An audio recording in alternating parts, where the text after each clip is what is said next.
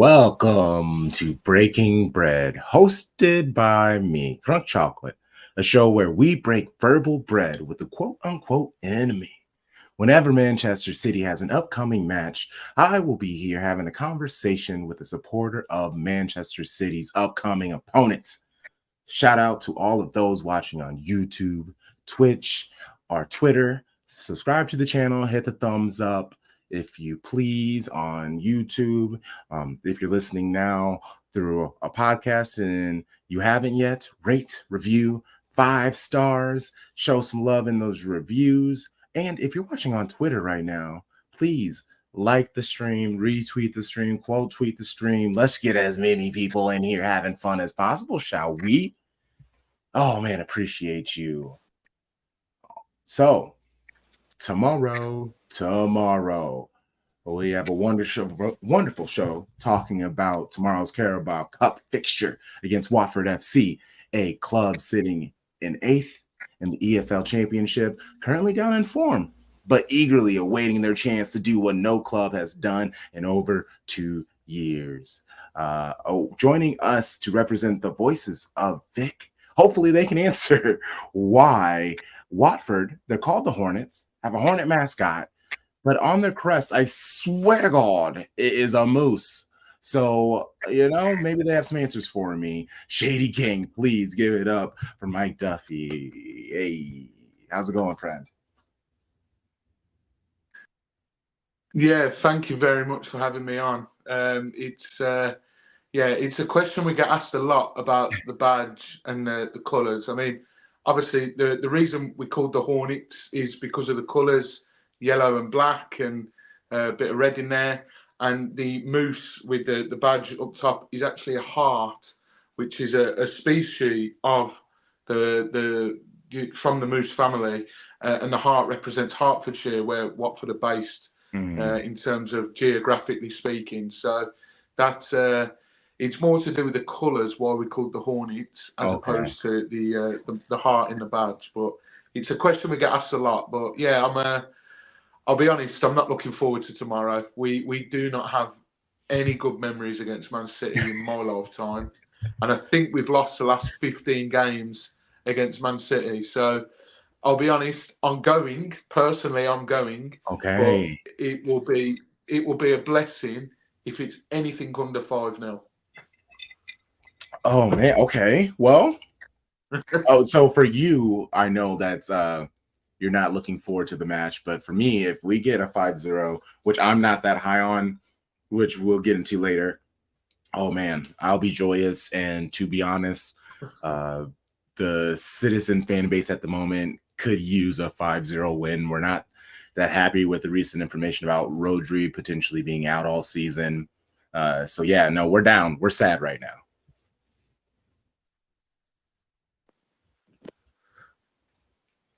Oh, sorry. Can you repeat that question? I think I lost you a sec. Oh, no worries at all. I was just mentioning how we're all sad about Rodri, but I do want to start off here with almost like a tap in of a question. What is it about Watford that you love?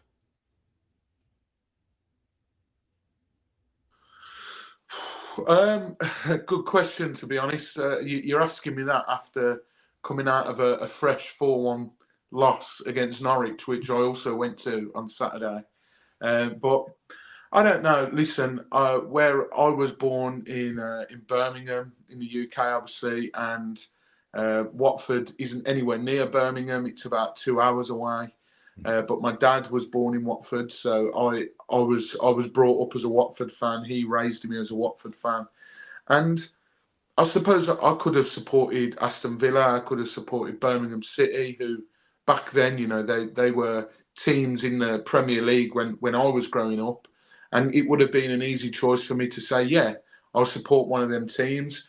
I was supporting the team who's in the Premier League, but my dad, as I say, raised me as a Watford fan, and I think the Watford is a team with real sort of community spirit and that sort of family feel as well. So I really like that about Watford. It's a small little club.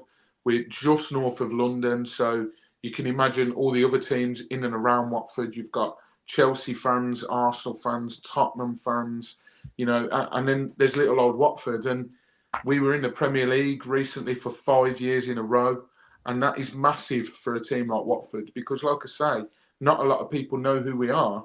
Yet here we are. We had 5 seasons in the Premier League and we got to an FA Cup final. I mean, granted, you boys slapped us 6-0 in the final, but, for Watford to get to an FA Cup final in only its second time in the history is massive. So I like the feeling of supporting a team who a lot of people don't really know much about, and it's quite a small team. I think it's quite nice. You feel closer to the community, and you feel like you sort of get looked after a little bit more because it's such a tight-knit community in and around Watford. Yes, I love that. I love that. And, I'm happy you're not an Aston Villa fan. They are technically in the Premier League. They're trending upward. But, they're a pretty stressful club to want to support, in my opinion. I think you've done it right with Watford. You've had the ups and downs. But, I hear all the time from other teams who are other people who support clubs in the Championship and League One and stuff like that. They just say the experience is completely different. You're able to enjoy true football, what they say. So that is nice. Okay. Yeah, you do. I mean, yeah. Oh, no. Sorry, What were you going to say? No, what were you going to say? No, I just think, listen, Manchester City, I mean, I don't know how long you've been supporting them, but I remember when Manchester City were in the Championship back in the early 2000s, and, you've gone through the whole history, and then you've had the takeover, and then things have just been beyond your wildest dreams. And I just think in the Championship, it's just that some of the games you get. I mean, look, your game against Arsenal yesterday, for example, was phenomenal. The finish, a goal in the 98th minute. Really good scenes at the Etihad. But I think it's the unpredictability of the Championship. Like, you could be top of the league and you could be beating teams every week. The next week you might play bottom of the league and bottom of the league might win. Like Sunderland, for example, they're flying at the moment in the Championship. They went to Plymouth the other day, who a lot of people are tipping for relegation, and Plymouth beat them 3-2. And you just don't get that in the Premier League. And look, we had some good times in the Premier League, and we had some really rubbish times in the Premier League. But the unpredictability of the Championship it's an emotional roller coaster. But I wouldn't change it for the world. And I think the Championship is a very, very good league, and it's one of the fiercest in the whole of Europe, I think. I agree. Before we jump into the transfer window, I have another question I want to throw at you. It's a conversation City fans have been milling around. From my perspective, it's just, how it's a problem from the success that City has experienced, this take, and therefore this conversation.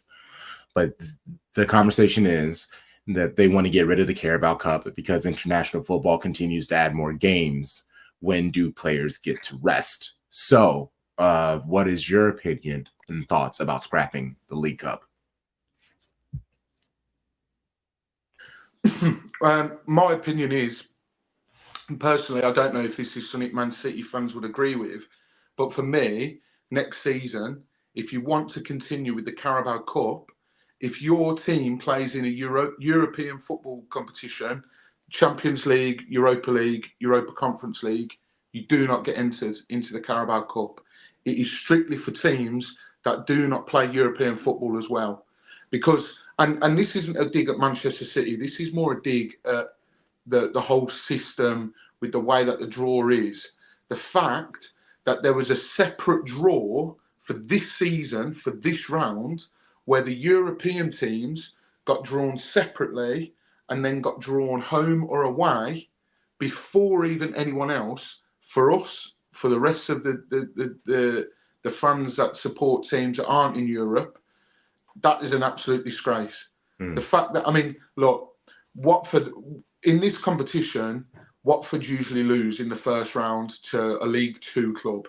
So the fact that we've beaten two teams already and we've got to the third round, you start to gain a bit of momentum and you think, what could happen? I'm not saying we're going to win it, but you think, what could happen if we get a couple of decent draws in the next couple of rounds? You're sort of thinking, oh, okay, we could make a good run at this. And then the third round, we get bloody drawn against the best team in Europe right now. I think that's fair to say. And the fact that they did a draw separately for the teams that are in Europe, it's an insult to the teams that aren't. So next season, if you have to keep this cup, if you're in Europe, you're not in the cup. And that way it's fairer. And that way we'll see more teams pushing their teams in the Carabao Cup. Because me personally, I think a lot of the big teams, and to be honest, probably a lot of the smaller teams as well, look at this cup and think, why should we bother? Because we know who's going to win it and we know who's going to progress. The people in the Premier League that have got the bigger squads and more money, with the greatest respect, you guys could put your third choice team out tomorrow and you could still easily beat us 5-0. If we put our third choice team out, it's probably going to be a mix of the under 18s and under 16s. So, there's different levels to it. So, yeah, next season, don't invite the teams playing in European football. And that way it's much fairer. And you might even see some teams properly go for the Carabao Cup. I'm with you along those lines because I think that that we should get rid of the scrap the Carabao Cup. That is a top 4, top 6, like spoiled little brat opinion. Because what about all these other clubs who don't get those opportunities? They would love to be able to lift a trophy at the end of their season, and to take this opportunity away from the majority for the top 6 is just not a great look. So I wasn't a big fan when even people that I enjoy their perspective on City were starting to kind of push that topic. It made me a little cringe, it wasn't great. So I think, and obviously certain teams might feel offended by this, but if City just have to put more EDS, more youth teams players on it, then that's just kind of what we have to do. Like if we want to participate, but I think we should also be able to play the best team. And honestly, sometimes playing a team, because when you plug in a few young players, they aren't used to the speed of the high quality players and vice versa. So there ends up being a lot of struggle. I feel like there are times where we could put in our EDS team, our youth team, the players who are more, they practice with each other a lot. Their chemistry is better. So sure, we might not win as much, or the game might not be as beautiful, but I think the players will be able to bounce back and handle the struggles a lot better because they know where each other will be and react. And in football, that's really what a lot of it is just knowing who you're playing with and what they are expecting from passes and crosses and all those other things.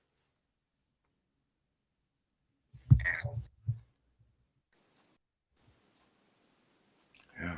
Okay. Well, let's get. Yeah, I think like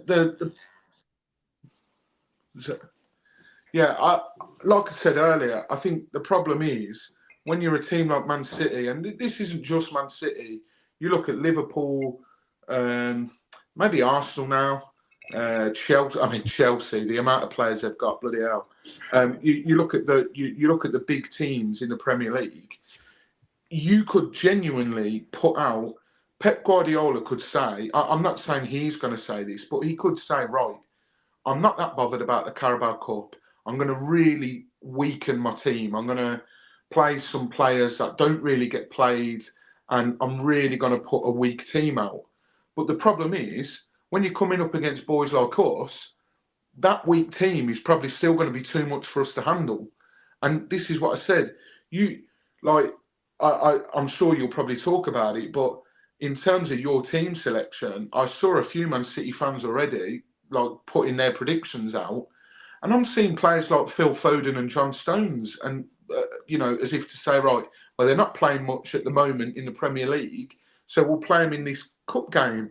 And it's like, oh my God, like the fact that you've got players like that to just put in a team because they're not playing, it's like, how are we meant to even have a chance? Like, I'm looking at my team prediction for tomorrow, and I'm like, God, like we're genuinely going to have to bring some players in from the youth team, and then here you are, Man City able to put Phil Foden in, and Phil Foden's one of the best young prodigies in England. So, it is tough, and I'm not saying Pep ever wants to just forget about the competition, but he might not be able to help it. He genuinely could be like, right, okay, let's put a weak team out, but still go on and win because your squads are that strong. And it's like I say with Liverpool, Chelsea, Arsenal as well.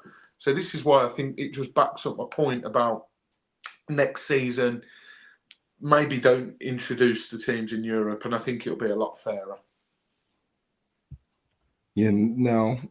That's fair, and I'd be okay with it. I would be more locked in to it. I just think that, when it comes to money and all those other things, the Carabao, they might whine and complain about those things. So that's the only reason why I say don't take them out, but that could be an adjustment that they could make. But obviously, it wouldn't surprise me if certain teams. Well, I like the idea because I'm still from the perspective if we have to play our EDS and our young players, that may take offense to players who that's the professional. But even then, you're like, hey, we could use those players, and it still might beat us. So yeah, it's an interesting conversation for sure. But we will keep it moving to the transfers because. Big money moves from Watford with a couple of departures. 18 million euros for Yasser Asprilla, and then 12 million euros for Ismail Kone. They used that cash to invest in some younger players and brought in some older players that made me go, that's where they're playing now? So a little more than 3 million euros for Pierre Duomo, Kevin, Kaiki Almeida, and Rocco Vata. And then you brought in the wily veterans Muso Sissoko and Angelo Ogbonna for free. How would you, or what would you rate Watford's transfer window on a scale from 1 being dreadful to 10 being a perfect transfer window? I've gone 7. I think, and it's only because of the activity that happened towards the end of the window. Otherwise, it was going down as a 3 at best. Oh, we, like you said, we've brought in some real good quality. Rocco Vata from Celtic. He didn't really make. I think he made one appearance for the first team for Celtic in a Scottish Cup game. So he didn't make a senior appearance in the league for Celtic, but there's a lot of hype around him, and he made his first start for Watford on Saturday against Norwich at the weekend. Daniel Jefferson, he's cup tied, so you don't need to worry about him. Although I can't imagine you'd be worrying about Daniel Jefferson anyway, because you guys are just insane. But Daniel Jefferson's coming from on loan from Bournemouth in the Premier League, obviously. He joined from Sheffield United to Bournemouth in the summer. Sissoko, I'll be honest, when we brought Sissoko back in, because if you remember, when we were in the Premier League last, we had Sissoko and he was our captain. He then went to France and did a year or two there, and then came back to Watford. And I'll be honest, when we announced Sissoko, I was like, oh, really? Why are we going for him? He's 35 years old. yeah. If he's going to be playing in the middle of the park, we need someone that's got that energy, someone a bit youthful. But you know what? I have to take my words back. He has been phenomenal. He has been superb. Couple of games he's been a bit shaky, but look, he's 35 years old. He's not a spring chicken anymore. But that experience that he brings and that leadership that he brings in the team is what you need in Championship.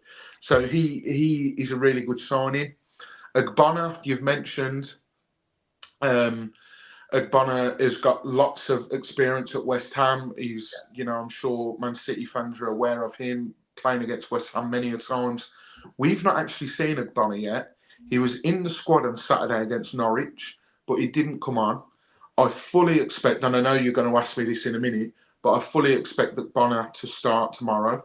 So that'll be interesting for Watford fans to see where he's at fitness-wise and what type of a player he's got, what type of a player he is as well, because that's another one I'm really excited about. But yeah, there's been a few arrivals, 11 in total, and yeah, I would say 7 out of 10. I mean, there's been a couple which I'm not sure on. Jonathan Bond, who will be in goal tomorrow. He doesn't exactly fill me with joy. Jonathan Bond used to play for Watford back in 2012, 2013, and then he went to America to LA Galaxy, and then we re-signed him as a free agent. So not the most exciting transfer, I think is fair to say. Or ambitious, that was the word I was looking for. Not the most ambitious signing. And he will probably play tomorrow. And when we played Man City in the FA Cup back in 2013-14, and we lost 4-2, Jonathan Bond was in goal that game. But yeah, I would say 7 out of 10. I think it's been a good end to the transfer window.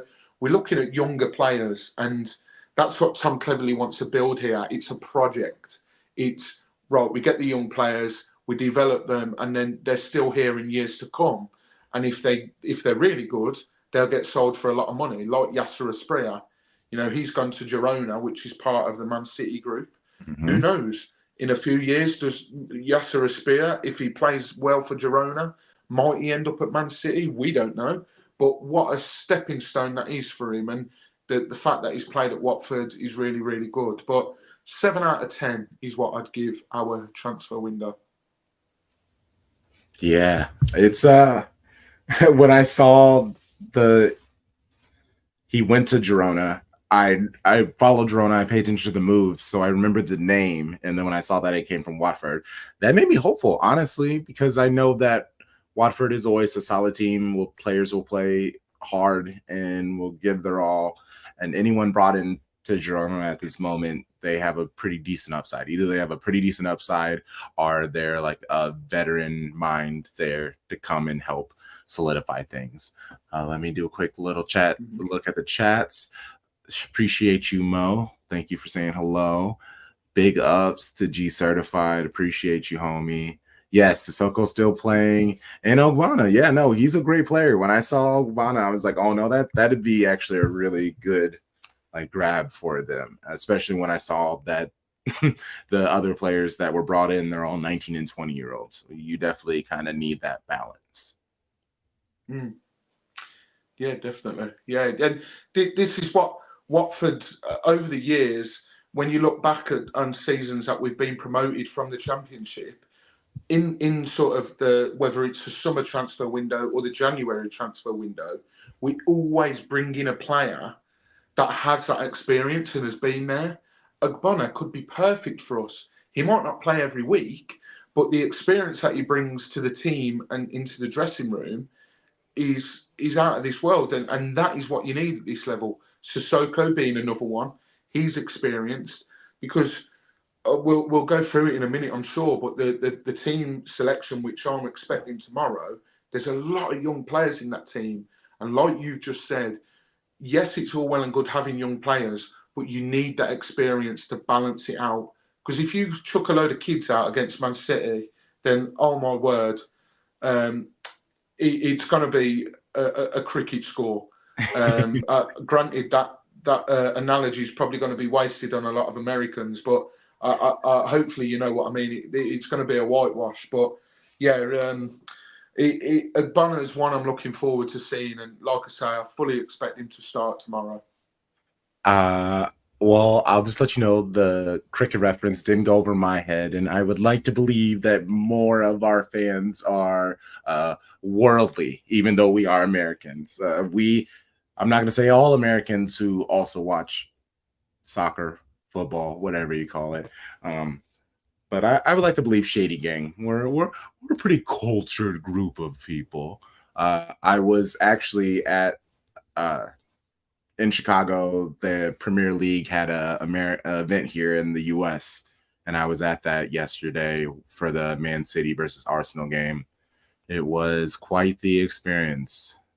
A good time. And I mean, I also did the 2 spots for the US tour that Man City did this year and was at another one a couple of years ago. It's been really fun watching the growth of this sport here in the US and the fandom and the intensity that is actually getting here. Because, yeah, during that Man City Arsenal match, when I say there were moments where I thought I might have to take out somebody, but that's not for conversation here. We're talking about Watford.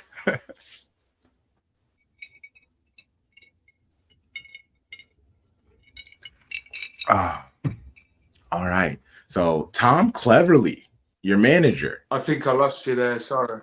Oh no, you're good. You're good. You're good. We're back now. So Tom Cleverly, he is your manager, which is wild seeing that when I was doing research in the club because I recognize the name United, playing for Watford on multiple occasions, recently retiring from the sport with his last season being for Watford. He coached their U18s team before taking over for Valerian Ismail, who was sacked. And Tom saved Watford from relegation station in that sad, sad train ride to League One. What are your thoughts on Tom Cleverly, and what type of football does he like to employ?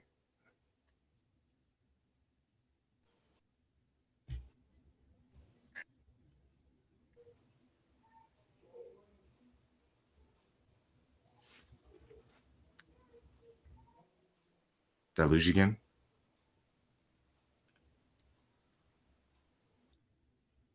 Yeah, sorry. I think I don't know whether it's my end or.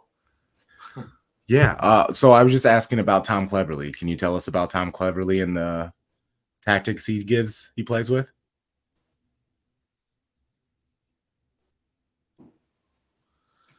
Yeah, I mean, Tom Cleverley's been a little bit of a breath of fresh air, to be honest, compared to what we've been used to last season. Last season we had a chap come in called Valerian Ismail, and he previously managed Barnsley, West Brom, and some other clubs abroad as well.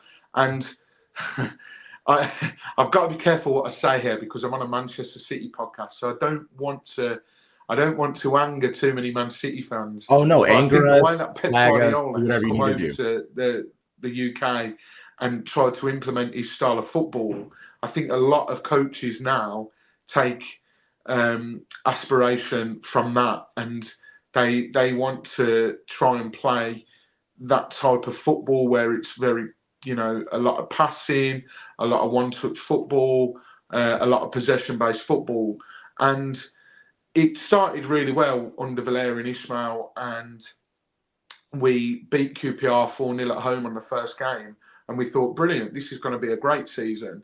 It soon very quickly got very stale, and it was very much a case of we would pass it between us, and then we'd look like we were going to get somewhere, and then we'd pass it back to the goalkeeper. And then the goalkeeper would pass it between the defence, and then the defence would pass it back to the goalkeeper.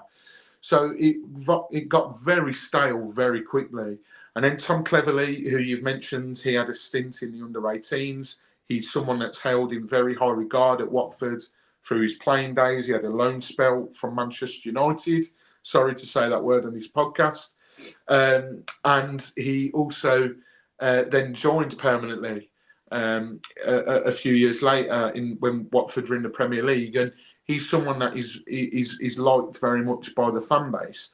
So Cleverly just came in, and it sounds simple, and I'd love to give you this long philosophical answer, but he just simplified the game. He was just like, right, we're not going to do any of that. We're going to be direct, and we're going to try and get on the front foot as much as we can. And when he come in as interim manager last season, Watford were very much in a position where we could have got relegated to League One, and a lot of people will probably watch this and think, well, Watford in League One, what's wrong with that? It wouldn't be out of the blue. But for a team that has recently been in the Premier League for 5 years in a row, to then go down again to League One would have just been catastrophic for the club. So I remember Cleverley's first game in charge was against Birmingham City. And like I said earlier in the podcast, I'm from Birmingham. So it's always a game which I quite like because I've got a lot of friends who support Birmingham. And we were like, right, how's Cleverley going to play? How's he going to set us up? What are we going to look like under Cleverley? But it was very much a case of Cleverley saying to the guys, right, I don't care how you play today, just get the result. As long as we get the win, that is all that matters because we are in that desperate need. And we did. And it was a terrible game. The football on show was horrendous. Pep Guardiola would have turned his back on it from the first minute because it was horrendous, the style of football that was on show. But we got the win. And then it was very no nonsense. It was very, we weren't passing around at the back and then going back to the goalkeeper. It was very much, right, we've got the ball, let's get forward. And I think that's been the case this season as well. We've seen a new formation come in. We play with a back three now, wing backs, two midfielders, two number 10s, and then one up front. So a three, I don't know, I don't even know what to call it, a 3-2-2-2-1, if you like. So, you know, it's very attacking wise, but one thing that we're finding at the moment, which Man City will 100%, they will expose tomorrow, for the last 4 games in a row, we have conceded in the first 5 minutes. And obviously, if you concede straight away, you then automatically have to score a minimum of 2 goals to go and get the win. And luckily, we've been all right in. Well, it was just one of those games. We conceded in the first 5 minutes against Derby, and then we won 2-1. But then we conceded early against Sheffield United and lost 1-0. We conceded early against Coventry and drew 1-1. And then at the weekend, we conceded early against Norwich and lost 4-1. So it's a problem which needs addressing. And we're hoping it's not going to be 4 or 5 games in a row tomorrow where we concede early. But for the first time in a long time, yes, we've just come off the back of a 4-1 loss. So a lot of Watford fans might watch this and think, what are you on about? But there is a bit of positivity because it's been doom and gloom for Watford over the last few years. We got relegated from the Premier League. We went back up in lockdown, got relegated again.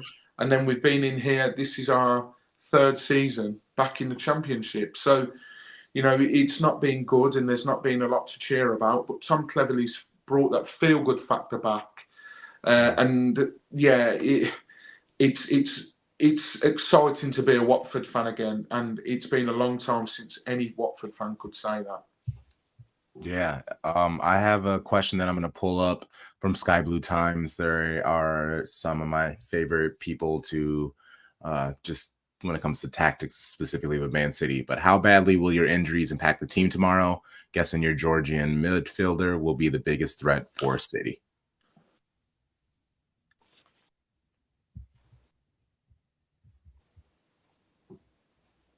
Yeah, so injuries-wise, on Saturday, our goalkeeper Daniel Bachmann went off injured in the first 5 or 10 minutes, and then our Chilean defender Francisco Sierralta went off injured as well. Only a few minutes later, Ryan Andrews, who's in the England under-20s setup, he's a right wing back. He's injured as well. But I didn't expect Daniel Bachmann to play tomorrow because he's not our cup goalkeeper. As I said earlier, I expect Jonathan Bond to play. Right wing back, I expect our new signing, Festi Ebosele, to come in. We signed him from Udinese on loan. He's someone that's really exciting and I'm looking forward to seeing more of. And yeah, the Georgia midfielder that the Sky Blue Times is referring to, Georgie Chakvedadze, he is by far and away our most exciting player that we've got at the club at the moment. He is phenomenal. He in the Euros Georgia as a country had a really good European Championships. You know, I think they beat Portugal, didn't they? They lost to Spain in the knockouts, but only just. And Georgie Chakvedadze is one of the main men for the Georgian national team. But he's someone who we weren't expecting to play on Saturday against Norwich, and then he did come in and he played the whole game. So I would start him tomorrow, and if we do, he will be by far our best player. But yeah, he's a really big threat for Watford, and hopefully he can show Man City fans what he's about tomorrow, because he's one hell of a player, and if he continues to play the way he is, he won't be with Watford next season. Let's put it that way. He could very easily play in the Premier League. Wow. Okay, here we go. Yellowhammer, Eorns.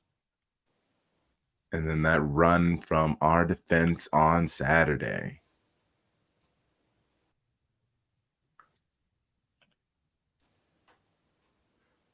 Okay. So next up is, if you could pick a attacker, and for the question for you, it does say season, so let's just make it for tomorrow's match, since we really won't be seeing much more of Watford, so let's focus on tomorrow. Pick an attacker, a midfielder, and a defender who will have a good match tomorrow.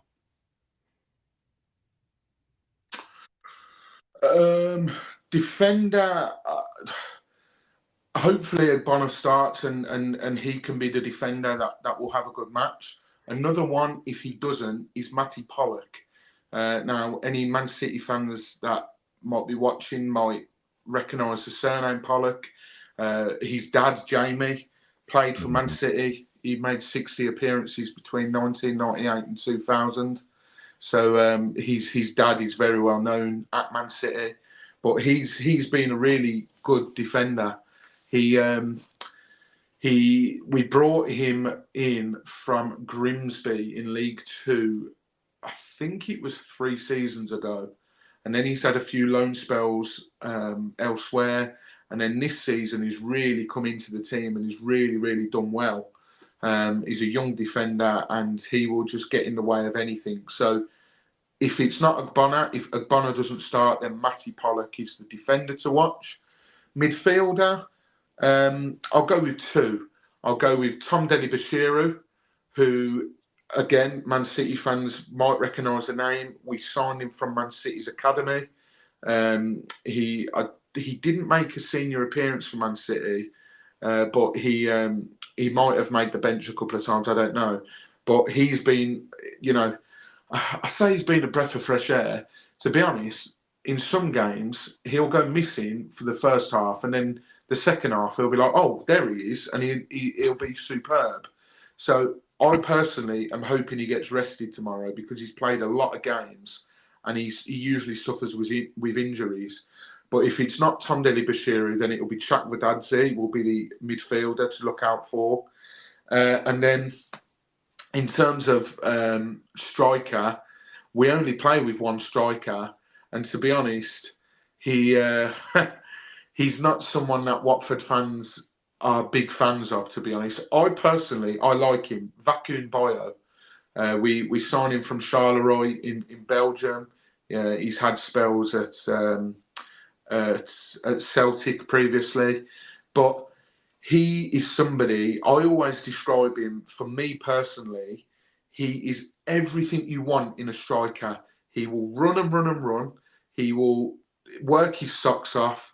He will do his best for the team. He loves being at Watford. However, he cannot score to save his life. And unfortunately, when you're a striker, you need to score goals. I think somebody's just alluded to it in the comments here. Bayo does more than score, but he does have a wonder goal in him. He scored against Derby the other day, and it was a scissor kick, and it was a great goal. Okay. But unfortunately for Vakun Bayo, he does not score enough goals for a striker. Daniel Jefferson is cup-tied. He's already played for West Ham. He's already played for Bournemouth against West Ham in this competition. And it looks like it's going to be Vakun Bayo that leads the line tomorrow, but he doesn't score enough goals for us. So I love him personally, but he doesn't score enough. So unfortunately, I don't think he's going to do much. To be honest, I'd be very surprised if we even score a goal tomorrow. Okay, well, I'm intrigued, and I mean, you basically gave us the starting 11, so we'll just move to there and officially talk out the starting 11s. I'll go first with Man City's, and like we were talking about early, I am going to put out a starting 11 with as many of the young players, EDS squad members that I think Pep will trust enough to win. Uh, he, yes, Carabao Cup isn't at the top of his priority list, but Pep is always preaching about respecting tournaments and competitions and trying your best and all those other things. So the starting 11 will be Ortega in goal. He is our cup keeper. Backline of Joshua Wilson Esbrand, Manu Akanji, John Stones, and Rico Lewis. A midfield trio of Mateo Kovacic, Nico Riley, and James McAtee. And then our forwards are Jack Grealish, Savio, and Phil Foden as our false nine. And this goes to Carrie's chat. Excited for tomorrow's match. Very short turnaround. Do you think Foden will play as striker tomorrow? I hope he starts. I've missed him this season. I am with you. And you did call it earlier, Mike, that you have been seeing people saying that he's going to start, and he will, because he had I think he maybe has played a little bit over 90 minutes this season, if he's hit 90 at this moment. So he still is coming back from like a stomach issue, a sickness and illness of some sorts. So this match is pretty important, especially with Rodri going down. We already are a thin squad, so losing someone like Rodri for the rest of the season is, I mean, also he's potential Ballon d'Or winner. So whenever you lose a player of that quality, it's always going to be a big loss. He wouldn't have been playing against Watford tomorrow either way. But yeah, that's the starting 11 that I think will be out for Manchester City. That genuinely scares me. The fact that is meant to be a weakened side for Man City, and like Jack Grealish, for example. I mean, Jack Grealish grew up in the same area that I grew up in. He's from Solihull. I'm from Solihull. I know family members of his. He's he went to school around the corner from where I went to school, and he's a phenomenal player. So the fact that you can just play him like that in a cup game like tomorrow, it scares me. It really does. And Phil Foden as well playing tomorrow. Yeah, I mean, we'd be stupid. I think the best thing that Watford can hope for tomorrow is we turn up, we play the game, and we don't get any injuries, and we come away unscathed. Because I mean, look, I think the last time we played you at Man City's ground, we lost 8-0. So that, in fact, no, that was in 2019. I think when we played you at your place, I think it was 5 or something. But we've lost the last 15 games against Man City. So yeah, it does worry me, the fact that you've just said the team that you think will play, and that is still very strong. That team in the Premier League, if you played that team that you've just said, would still finish in the top 5 easily. Yes. Oddly enough, it looks like we managed to face you at least once a season, just about ever since 2015. We missed each other last year, but yeah, there's a 5-1 win, a 3-1 win, a 4-0 the 8-0 you're talking about. Yeah, so um it's gonna be tough, because it's one of oh man, because I know there are gonna be moments that this match is going to frustrate me, and it's very similar to Nope, nope. I'm not even gonna say that because again, this I want to be able to to worry about my squad and potential things, but also not sounding like just like a right prick, right? Like just like complaining about my team and starting 11s, and also being like respectful. It's a weird balancing act that I think we're going to have to do, especially with a game against Newcastle this weekend that they're struggling. I know they're going to bring the intensity because there's blood in the water right now at Manchester City.